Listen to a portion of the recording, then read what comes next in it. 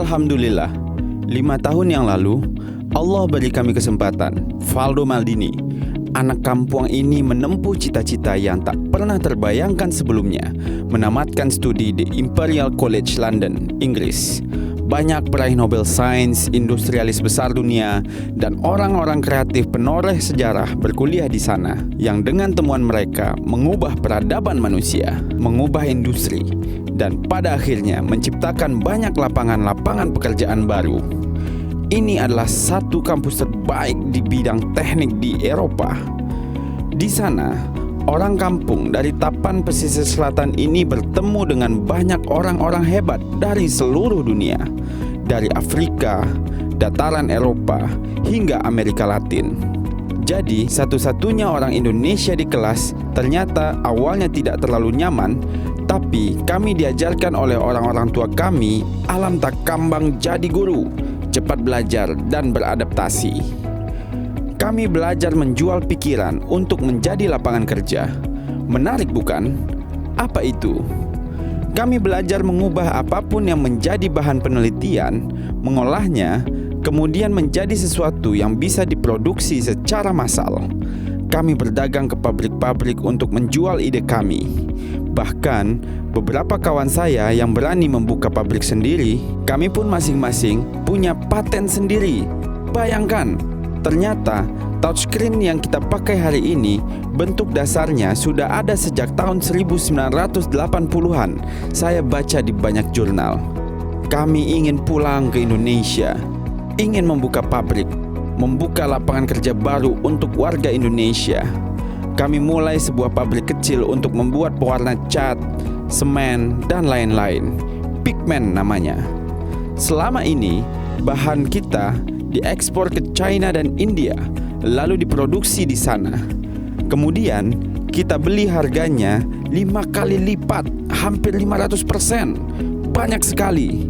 Waktu itu, kita jual bahan baku Rp3.000 per kilogram, lalu kita impor dengan harga $1 setelah menjadi pewarna. Kalau ikut harga sekarang, yaitu hampir 15.000 per dolar. Begitu banyaknya uang yang bisa kita dapat kalau kita bisa mengolah. Banyak orang yang bisa bekerja. Banyak uang berputar. Itu belum lagi sektor-sektor lain yang terdorong. Kami, anak negeri, coba produksi pigmen itu.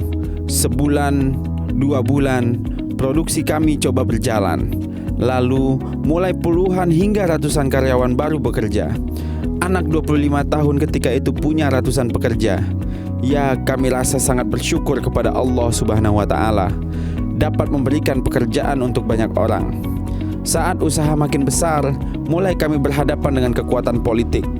Gas kami dibilang tidak sesuai standar, lingkungan kami dicemari, dan banyak tuduhan macam-macam. Intinya, kami harus berdamai dengan kekuatan politik. Belum lagi, kalau kami ingin kontrak tender, harus bayar upeti. Buat saya, ini jahat. Apa yang kamu lakukan ke saya itu jahat. Ada ratusan kepala keluarga dan ibu yang bekerja bersama kami. Masalahnya itu berakar dari politik. Kami putuskan untuk tarung sekalian di politik. Tidak boleh lagi ada orang yang berniat memberikan pekerjaan yang layak bagi warga negara, malah dipersulit. Otak-otak hebat harus mendapatkan tempat, didukung, dan diprioritaskan untuk kemajuan bangsa. Itu cita-cita kita bernegara. Saat ini pandemi datang. Negara ini keteteran. Kita banyak bergantung pada sektor informal. Pekerjanya tidak dapat jaminan. Paling tidak, orang yang bekerja di sektor formal masih dapat jaminan, pesangon, hingga uang pensiun bila harus berhenti bekerja. Paling tidak, masih bisa dapat pegangan. Bagi perusahaan yang masih beroperasi dengan prosedur kesehatan, tentunya uang bisa datang. Pegawai tidak perlu diberhentikan. Pekerjaan pun masih berlanjut. Sumatera Barat punya otak-otak cemerlang. Kita olah pikiran hebat yang ada untuk menjadi solusi permasalahan kita. Jangan berharap investasi besar dari luar untuk datang segera. Ekonomi dunia memang sedang melemah. Kita tidak terlalu siap. Apa boleh buat? Baiknya kita bicara apa yang kita bisa ubah. Kita lakukan dengan tangan sendiri. Krisis adalah opportunity. Krisis adalah kesempatan. Sumatera Barat harus ambil kesempatan emas ini. Bank milik daerah bisa berikan kredit murah dengan agunan yang rendah. Berikan pada usaha-usaha yang produktivitasnya bisa meningkat ketika COVID-19. Lakukan penilaian kalau perlu jemput bola. Yang menurun pasti ada. Namun terpenting, kita fasilitasi yang bisa naik. Pengusaha konveksi rumahan bisa bikin masker dalam skala besar. Layani pesanan dari pemerintah daerah. Fasilitasi mereka membuat badan hukum agar bisa jadi mitra pemerintah. Statusnya pun meningkat, profesionalitasnya pun bakal semakin meningkat. Masih banyak pedagang kita belum bisa berjualan secara online. Pemerintah daerah bisa membuat mereka terbiasa. Ini momentumnya. Panggil semua platform jualan online, minta dampingi usaha lokal kita. Minta pemerintah pusat tekan online shop tersebut memangkas harga iklannya untuk barang-barang produksi UMKM lokal. Pengusaha lokal kita pun akan dapat momentum. Yang sudah punya merek bakal makin dikenal oleh masyarakat. Yang belum bisa daftarkan kekayaan intelektualnya itu. Gratiskan saja di saat seperti ini. Permudah, subsidi. Orang Minangkabau tidak pernah mati akal. Pemerintah yang hebat akan membuat orang-orang berpotensi akan semakin besar. Setiap masa ada pemenangnya. Meski pandemi, kita tetap harus bekerja. Pemerintah daerah harus putar otak, lebih kreatif, lebih tegas.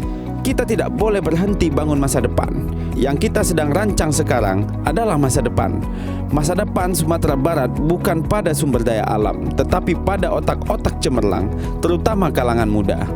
Berikan kesempatan bagi mereka mengembangkan diri, membangun sesuatu untuk nagari. Berikan mereka jaminan untuk memulai sesuatu untuk masa depannya sendiri.